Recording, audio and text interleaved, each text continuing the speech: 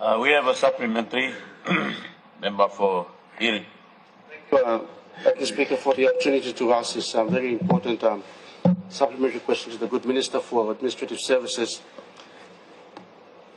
Speaker, through the reply by the good Minister, he makes specific reference to the NID program in response to the question raised by the Governor for Juaka. The NID program, I understand, has only reached about no more than 10% of the country's population. And it is safe to say that it is a failed project, failed program, and so it baffles me, Mr. Speaker, as to how the good Minister intends to migrate that little 10% to a biometric dream of voting in 2027.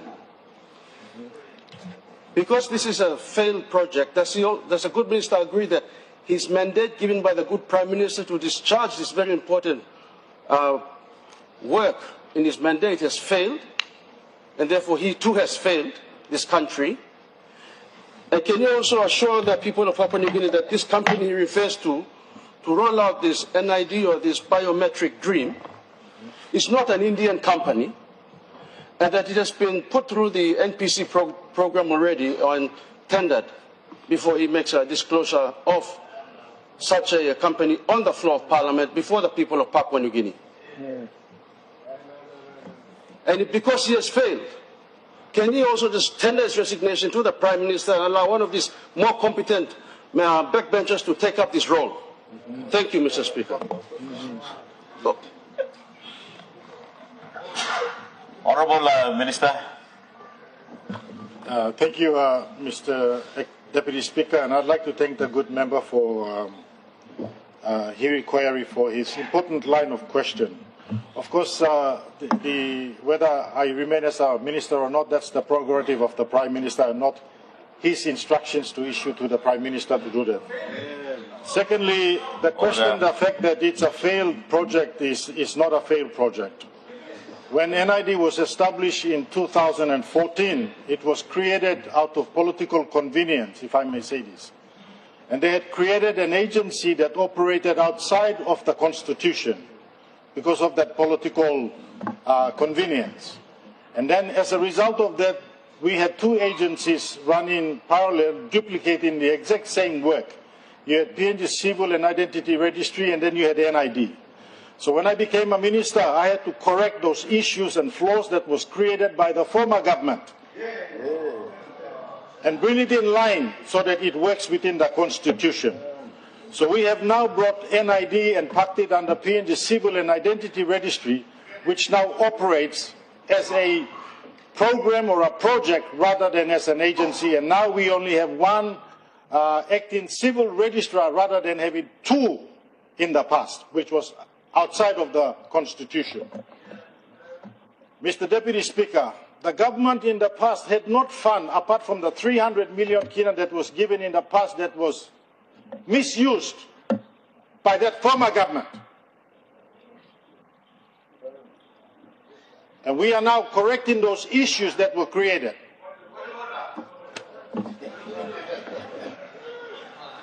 We have a point of order ahead from the member for Yalibu Pangia. May Amamas rules and Minister addressing this very important issue. May like a be constructive, you know. That's like serious issue law, country law. Electing all leader or man meri masikat believe land. Now the minister alluding to the fact that some funds were misused by the former government is quite incorrect. He has to be specific. Who misused the money? Work money misusing money or some leader money misusing money? That's like Totok must come up straight. Don't politicize this very important issue. Yeah. Now some law this man who's managing all this program now stop one time government blow you now. Yeah, now. So no can suit him and nothing longer the man. So Mr. Speaker, admit your failures. Admit your failures so that you can correct yourself in doing the right thing for once, Mr. Speaker. Kan computer na kan something you work low and actually close to here. It no come up, working no come up. You na Prime Minister you working plan the promise to muscle this country. Get man close to. And that you to you investigate for 6 years. Do it. Honorable. Get man to us. Pray close to. Get him man close to. Enough. Honorable Member for Yalibu Pangia, Honorable Minister, you can't put a point of order on a point of order. Let me make a ruling on the member's point of order. Honorable Minister, resume your seat. Honorable Member for Yalibu Pangia, your point of order was in order, but you seem to be debating the question, so I'll rule your point of order out of order. I'll allow the minister to. Thank you, Deputy Speaker. I was just merely trying to put into context the fact that they said that I failed. I'm fixing their problems that they've created. So, Mr. Deputy Speaker, just to reassure the good member for Hiri-Koiari about the issues that he raised. Over the last 3-4 years, the government has underfunded NID as an agency. For example, they had a staff ceiling of about 500, and the remuneration or the salaries that were incurred as a result of that recruitment of 500 set around 14 million kina per annum. And when they were getting paid only 10 million per annum, they had to decide whether they pay staff or they buy consumables to ensure that they deliver on the program. And this has been the dilemma for the last 3-4 years of NID. So when we came in, Mr. Deputy Speaker, we fixed that up very quickly by ensuring that they were funded correctly in the 2025 budget, which we are now correcting and fixing a lot of the legacy issues that were created in the past. So in saying that, I would like to give confidence to the House that we are working very hard to make sure that we deliver on the biometric voting system, which NID will support to bring credibility to the voter, which has been missing in the electoral roll in the past. So I need the support of members of Parliament to invest in this very important program if you believe in the credibility of the electoral roll in your electorates. Honourable Minister, we have another point of order. Tell members of Parliament to invest in a program he is in charge of, which he is funded for, that he is supposed to roll out, which he is miserably failing. How can this minister tell these members of Parliament to invest in his department? Honourable, look, the money, you spend him right. Honourable Member seems to be debating the Minister. We have 3 more minutes. You can sum up your. Thank you, Deputy Speaker. We are working tirelessly, Mr. Deputy Speaker, to make sure that we deliver a credible elections in 2027. And it is in his interest when I say that we need support and investment from members of Parliament, is because if we purchase registration kits, eventually we will hand those registration kits to the world recorders to keep so that they continue to update the communities and people within their districts. This is called partnership, if he does not understand what partnership means. Working together to achieve a common objective and a common goal. Honourable Minister, we have another point of order. Honourable Member for Wabe. Deputy Speaker, I just want to remind the Minister that he's in the role of that ministry, and that ministry is funded. And when the job was given to him, and when statements were made earlier this year, there was no sort of clause, or there was no stipulations as to a partnership arrangement with districts, how much money we were supposed to put in.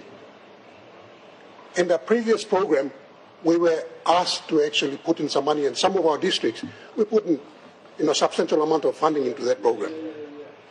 And for Wabek, for example, there was about 37,000 NID registrations done, and to date we are still waiting for the cards to be printed.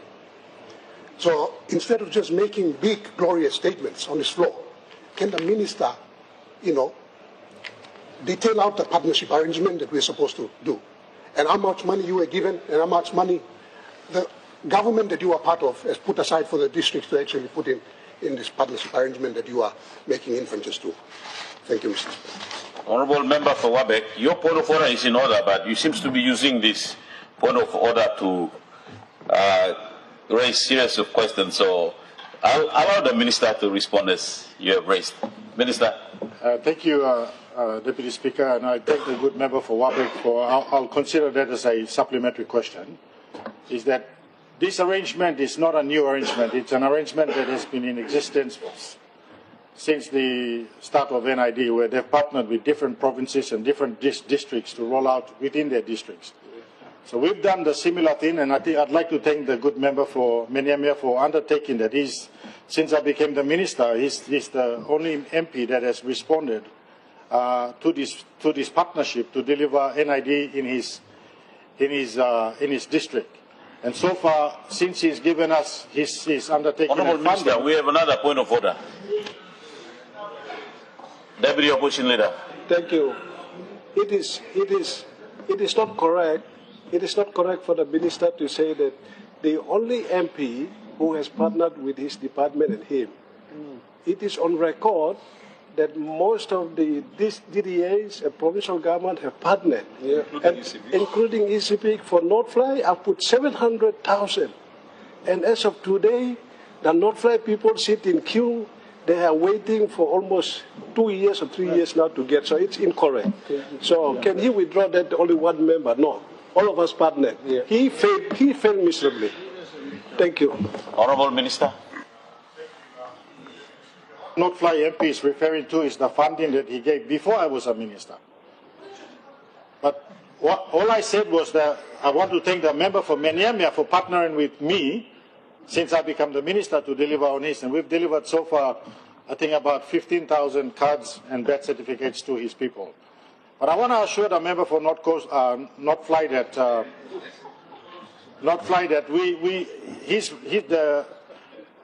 the information that he has requested in the last Parliament sitting that he asked, I have provided all that information to him.